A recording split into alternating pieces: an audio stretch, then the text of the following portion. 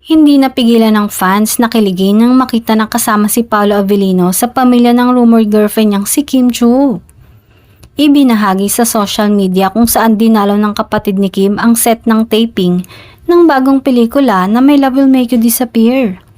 Pansin na pansin si Paolo na katabi ni Kim sa picture na kasama rin sa parehong Instagram post. Lalong natuwa ang fans nang mag-comment ang mga fans na may pahiwatig na panibago na siyang miyembro ng pamilya.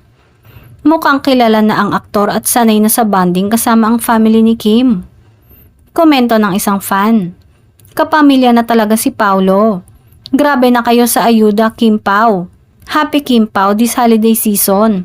Sana soon proposal na."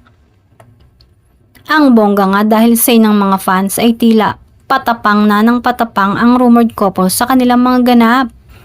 Ito nga ay kahit tila low-key lang si Paolo, ay nakakatuwa nga na bukod sa pakilig ay talagang ramdam na ramdam ang holiday spirit.